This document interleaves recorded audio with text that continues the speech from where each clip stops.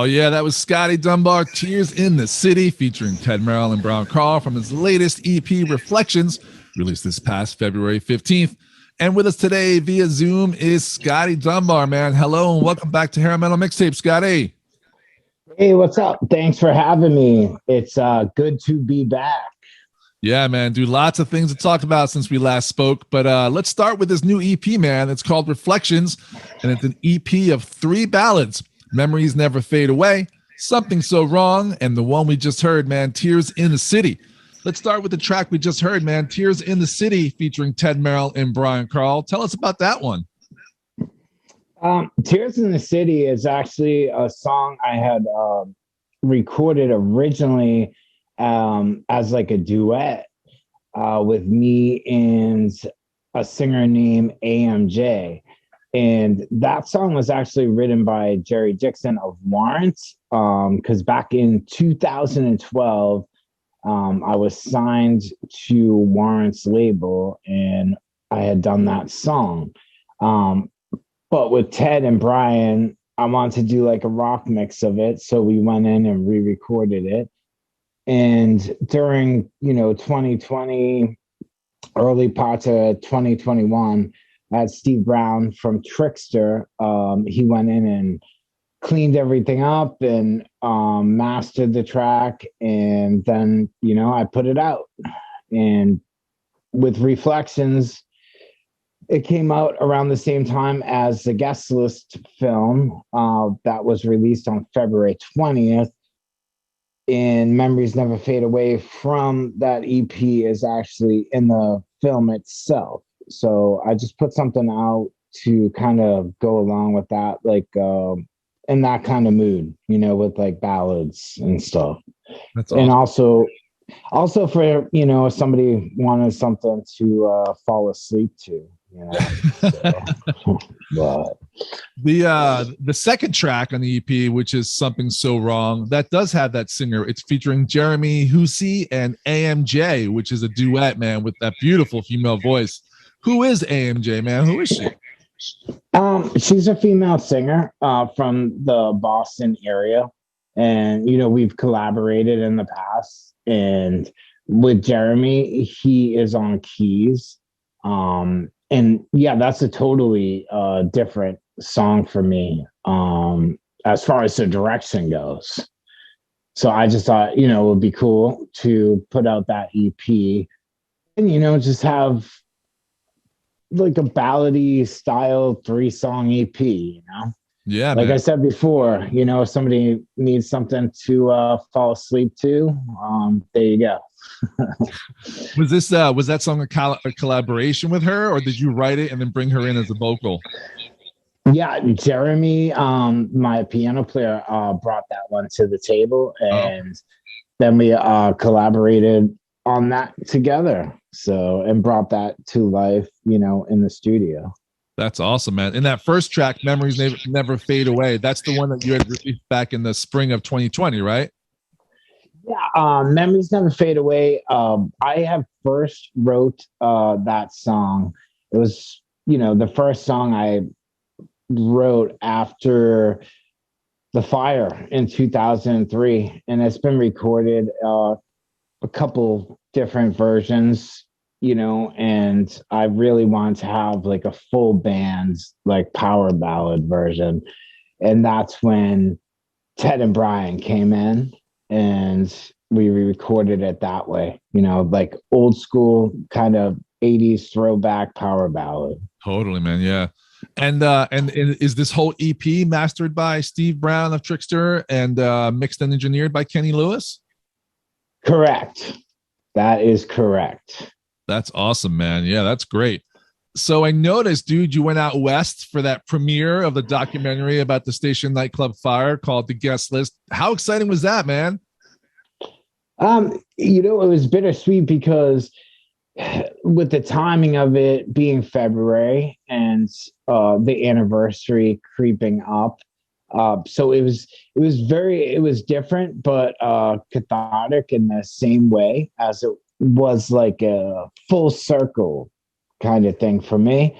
And the premiere itself, for those that have seen the guest list, when it came out on February 20th, and then it's been re-aired several times since on Reels, and it'll be coming to, the streaming platforms and stuff soon enough.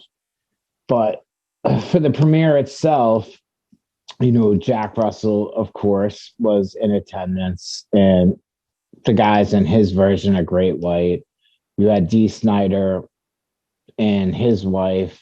You had different people in the industry and different people that were in the film. So it was just, the film has been, they started doing it probably, I would say, like 5-6 years ago. Wow. So obvious it would have been out a little bit sooner, but then of course you have the whole pandemic stuff, so that moved it even more. So but with the film, I'm proud to have decided to be in it, because it was very well done. It tells the full story from all different points of views, and that's what's most important. It's not like some one-sided drama piece, right? And they right. did they were very tasteful with it, with the story. And when you think about it, it's been 19 years and nothing professional has been done on that tragedy. Right. I'm not dodging stuff, but a lot of the stuff that had come out, whether it be books or this or that, it was one-sided, coming from one person. And it was very important to have, musicians and survivors and all that with all different kinds of views. And then, it paints the full story. Right. So do you feel the story was told the way it should have been? Yes, absolutely. Absolutely. So they did a really good job with it. David Bellino, the director, he took his time with it, and he was very passionate about the project. And I'm just glad that, it's seen the light of day, and many more people will be able to see it that don't have the Reels channel, when it's available for streaming, which, that will be announced shortly. Yeah. But you can just, stay tuned to the guest list website, and that information will be up. So, but going out west, I left there, very happy, like after seeing the film, and I was comfortable, with what I said, because, I was 100% honest. So that was the most important thing. Yeah, all you can do is be honest, man. Do you feel like you got any you feel you got closure from all of this? Yeah, I do. I mean, something like this, the book will never be closed, but this was, a very good book end. Mm. And it was, it was good for me emotionally. And it's just crazy, because here we are 19 years later, and, you finally have something that, as I said to you a few minutes ago, that was done tastefully and professionally. So yeah. So that's cool, man. And I mean, it must have felt good to also hear your song up on the big screen, right? Yeah, I mean, that's cool, because that song, it just means a lot to me. Seeing from the time period that wrote that song, and I wrote it in memory of my two friends that I went to go see Great White with that night, Derek Ray and Eugene Aviles. They both passed away in the fire, but that song, I wrote in memory of them. Right. Which is awesome, man. It's a beautiful song. Yeah. Great song, and it's definitely heartfelt, Thanks, dude. We were just trying to, like with that song, just like I said, we were just trying to rip off all the other, the hair bands from the era with the power ballads. Right. And I heard Dee Snider, right? Didn't he release a power ballad about this story also? I think it was a power ballad, right? Was that in the song too? Was that song film too? You know what? He when I was out there for the film that weekend, I worked on Dee Snider's new video, which is a song called Stand. Yeah. And, I was a production assistant on that video shoot.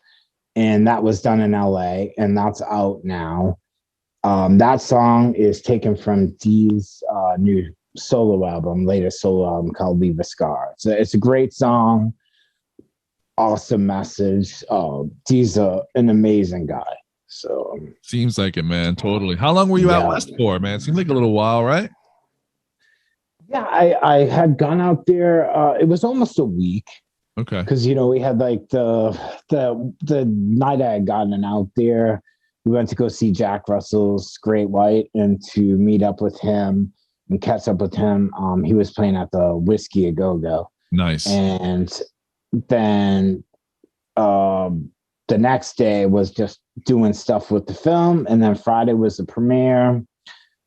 Saturday we had a day to chill, and then Sunday was the video shoot, which was an all-day event, of course. And Monday I flew home, and back to work I went. You missing the weather out there, man? You ever think about moving out there?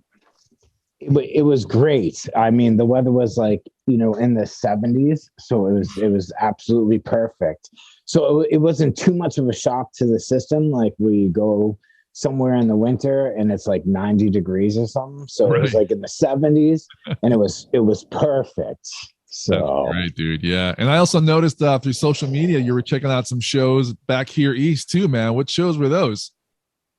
Yeah, I just last week I went to go see Slash. Right. And the week before that I went to go see Journey. So it's great, like with shows coming back, bigger shows like that, to be back in an arena. That's very cool feeling compared to where we were, 2 years ago, a year ago. So it's just really awesome to, see big tours come back. And as you and I were talking off air before about the big stadium tour this summer. Yeah. So, 2 years later, here we go. Here we go. I can't wait for that one. So it's just, like it's, you're going to shows and stuff, and it's, you never thought, music would be taken away from you like that, Right. So now it's extra special going to shows. But the Slash show last week was great. Like I've been loving like his new album, and so things are looking up, which is a good thing. That's awesome, man. So what else is going on, man? What's on the horizon for Scotty Dunbar? Well, like I said, we just put out like the Reflections EP on February 15th. And the next thing will be Ted and I getting back into the studio. DMK stuff? In the spring to cut some stuff. And hopefully, we'll be able to go out and do some shows. That's really what I want to do. So, but we are going to record, some new stuff first. And then, we're looking into shows again. So hopefully that will, all line itself up. Right. I can't wait to, Ted and I, we played like one show last year, which was like a tease, I guess, for us, because once you do that, it's kind of like getting a yeah, and it's like, it's like kind of getting like a tattoo. It's like you want another one, you want another one. So but yeah, so we had done that. We went down to New Jersey, and because of the pandemic and stuff, Ted and I hadn't played together other than being in the studio in 2 years.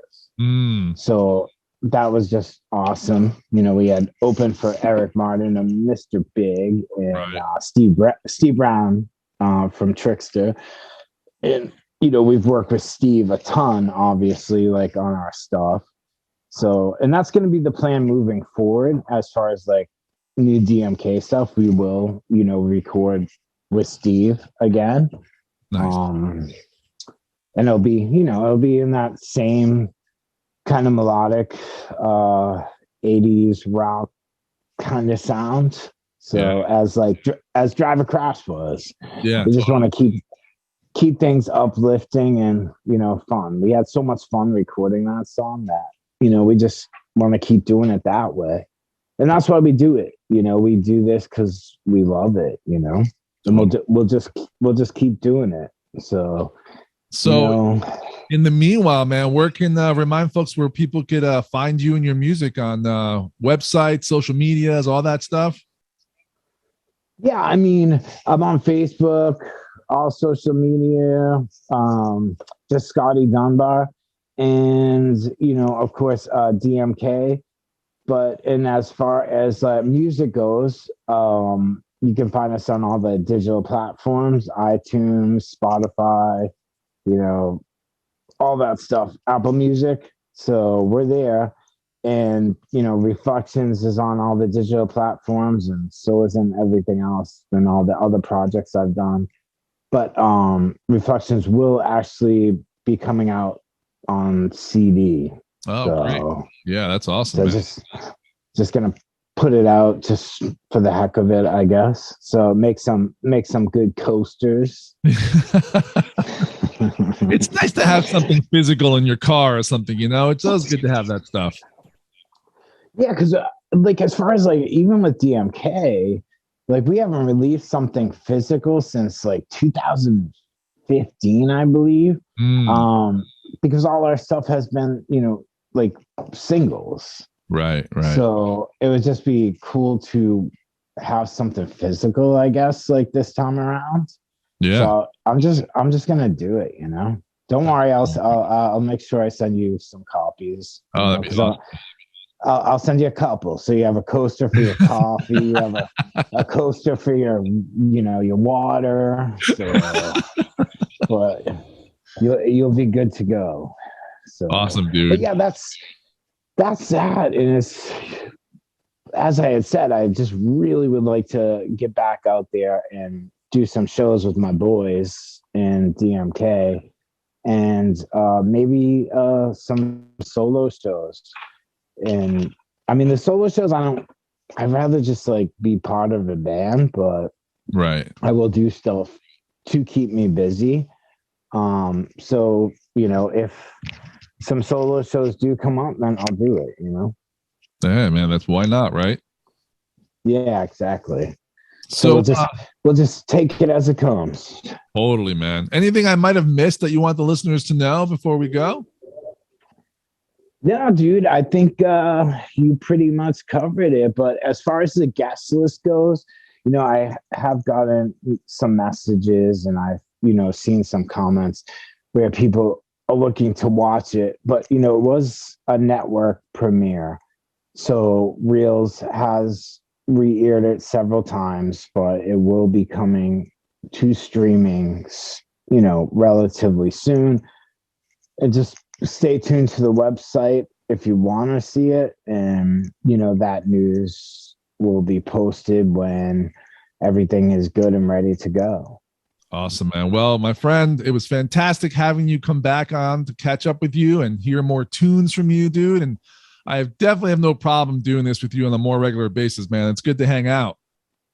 Yeah, likewise. So thank you so much for all the support, with my stuff with DMK. Like, we really appreciate it. Because without you, we don't have any sort of platform whatsoever. So My pleasure. Good stuff. So I appreciate it. But all right, you continue celebrating, the 42nd anniversary of On Through the Night. Yeah, dude. One absolutely incredible album. I heard you talking about the early years box set that came out in 2020. I love that box set. It's good, right? And yeah, I love how Def Leppard have done all those different box sets. Like, they actually put a lot of work into it, and the packaging's great. Everything about it's great. Yeah, that's what's going to keep them relevant, Yeah. So I mean, I love that band. You can't go wrong with Def Leppard. So totally. And especially On Through the Night, which I will definitely be blasting later on today. So awesome, dude. All right, Scotty. Again, man, it was total pleasure, and I'll talk to you soon, man. Keep rocking. Yeah, you too. Thanks for everything. You rock. I love your show, and we'll catch up soon. All right, dude. Thanks, man. Take care. All right, thank you. All right, take care. All right, bye-bye. Later.